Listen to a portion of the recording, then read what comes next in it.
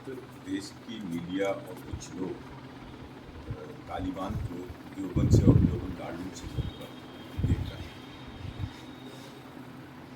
میرے خیال میں ایسی بات نہیں ہے۔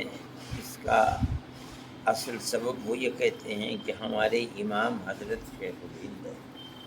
حضرت شیخ الہند دیوبند کے رہنے والے تھے، دارالعلوم دیوبند کے صدر مدرس تھے اور اپنے زمانے میں سب سے بڑے عالم تھے، لیکن انگریز کی دشمنی ان کے رگ و ریشے کے اندر سرایت تھی۔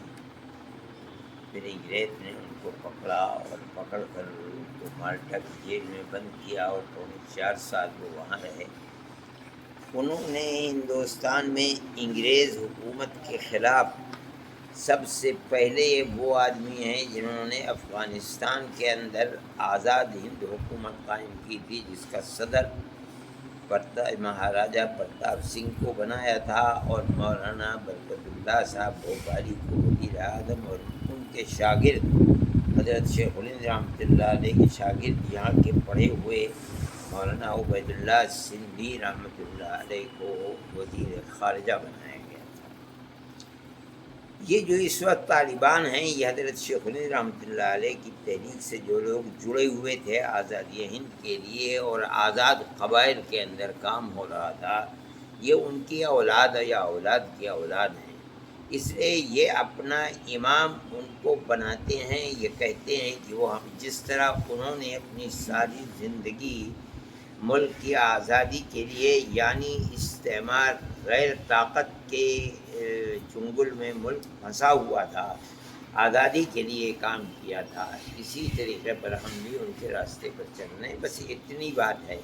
باقی یہ کہ وہ دیوبند کے پڑھے ہوئے ہیں، ملک کی آزادی سے پہلے لوگ تو پڑھتے تھے، مگر میں جہاں تک جانتا ہوں آج اس وقت اس میں سے کوئی زندہ نہیں ہے۔ یہ لوگ وہ ہیں کہ ان کے پڑھے ہوئے ہیں، ان کے شاگرد ہیں، لیکن اصل بنیاد یہ ہے کہ وہ یہ کہتے ہیں کہ جس طرح انہوں نے اپنی جان کو قربان کر دیا اور شاگردوں کی فوج کھڑی کر دی، جنہوں نے 10 سال جیلوں کے اندر گزارا اور ملک کو آزاد کرایا ہے، ہم بھی اپنے ملک کو غیروں کے تسلط سے آزاد کرانے کے لیے کام کر رہے ہیں۔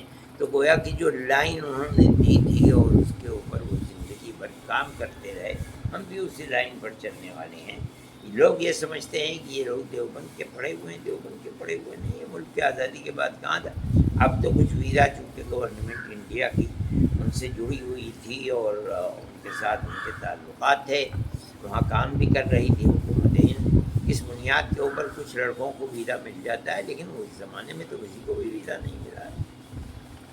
جس طرح سے تعلیم دیوبند ہے اور کوئی بھی معاملہ تو اس میں مطلب کس کا رول زیادہ؟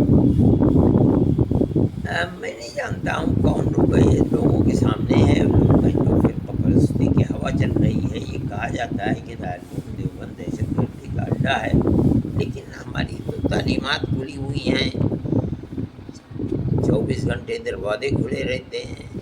جب ہم پڑھاتے ہیں تو ہمارے سبق میں کوئی بھی حاضر ہو آ جائے، کوئی بھی چیز نہیں ہے، اور سبق کو سن لیں۔ ہم کیا کرتے ہیں، رات اور دن کتنے لوگ ہیں جو ہمارے ساتھ رہتے ہیں اور گورنمنٹ کے حقوق پہ رہیں، ہمیں تو کبھی بھی کوئی پرواہ نہیں ہوتی تھی کہ ہم جو سبق دیتے ہیں وہ میل ملاپ کا مذہب سے اوپر اٹھ کر کے ہر آدمی کے ساتھ میل ملاپ کا ہمارا وہ ہے۔ ہم نے تو کبھی کوئی ایسی چیز کی نہیں۔ اس لیے لوگ کہتے ہیں کہ یہ مرکز بنانے جا رہی ہے گورنمنٹ، کیا کر رہی ہے، کیا کر رہی ہے۔ ہم کہتے ہیں گورنمنٹ کو اختیار ہے کہ کیا کرے، ہمارے اوپر اس کا کوئی اثر نہیں پڑتا۔ جو ہم پڑھاتے ہیں وہ 14ویں رات کی چاند کی طرح روشن ہے، جس کا جی چاہے آئے ہمارے سبق کے اندر بیٹھ جائے۔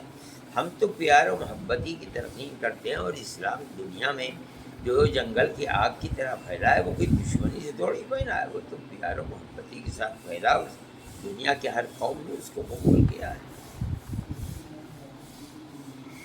لوگ یہ سوال کرتے ہیں کہ ہم گورنمنٹ کے وہاں کی گورنمنٹ کے طالبان کے سے محبت رکھنے والے اور ہم ان کے بارے میں اچھی رائے رکھتے ہیں، یہ بھی غلط ہے۔ ہم تو کسی کے بارے میں بھی کوئی رائے نہیں رکھتے، یہ تو مستقبل بتائے گا کہ وہ کیا کر رہے ہیں اور انہوں نے اپنے ملک کو کیا کس طرح سے چلایا ہے. دیکھیے یہ ایک کھلی ہوئی بات ہے کہ جو دو چیزیں بڑی بنیادی ہیں کسی بھی حکومت کے لیے. ایک تو یہ ہے کہ ملنے جلنے والے جتنے بھی لوگ ہیں ان کے اندر میل ملاپ اور محبت کو پیدا کرے. آپس میں دشمنی کو جنم دینا یہ کوئی چیز نہیں ہے. میل ملاپ کسی بھی طبقے کے اندر اقلیت اور اکثریت کے اندر، ان کے ملک میں بھی اقلیت اور اکثریت ہے، اگر وہ ہر اقلیت کے فرد اور اکثریت ایک ہی پیمانہ رکھتے ہیں، کسی کے حق کو نہیں مارتے بلکہ ملک کی ترقی کی سطح کے اندر معاشی اعتبار سے، تعلیمی اعتبار سے، رہن سہن کے اعتبار سے اگر ایک پیمانہ ہے، دو پیمانے نہیں ہیں، ہم ان کی تعریف کریں گے. اسی طرح سے اگر ملک میں وہ امن و امان قائم کرتے ہیں، ہر آدمی کی چاہے وہ ان کا اپنا ہے یا اقلیت کا فرد ہے، عزت بھی محفوظ ہے، مال بھی محفوظ ہے، جان بھی محفوظ ہے. اگر وہ اس طریقے پر چلتے ہیں ہم تالی بجائیں گے، ہم کہیں گے بہت اچھا ہے.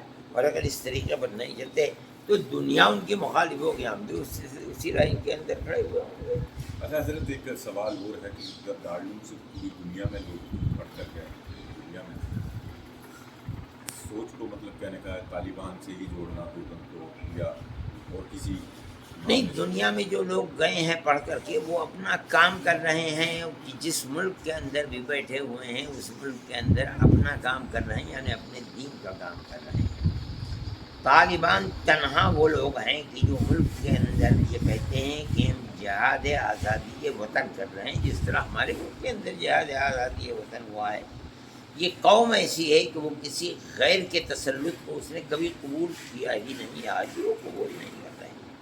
اس کو وہ دیوبند سے جوڑتے ہیں، وہ حضرت شیخ الہند رحمۃ اللہ علیہ کے تحریک سے جوڑتے ہیں. جو میں نے کہا کہ وہ تحریک جا کر کے افغانستان میں رنگ لائی تھی، اور ایک طبقہ تھا جو ان کے ساتھ کھڑا ہو گیا تھا افغانستان کے اندر، اور انہوں نے جا کر کے وہاں آزاد ہند حکومت قائم کر دی تھی. یہ سب حضرت شیخ الہند رحمۃ اللہ علیہ کی تحریک سے جڑے ہوئے لوگ تھے.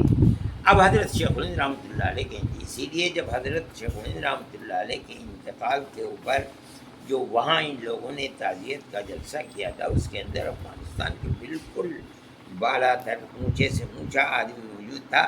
تو اس وقت کے جو حاکم تھے انہوں نے کہا تھا کہ چیزے کے شیخ الہند نہ تما کر آ رہا تمام کنم. جس چیز کو شیخ الہند پورا نہیں کر سکے اور دنیا سے چلے گئے، میں اس چیز کو پورا کروں گا.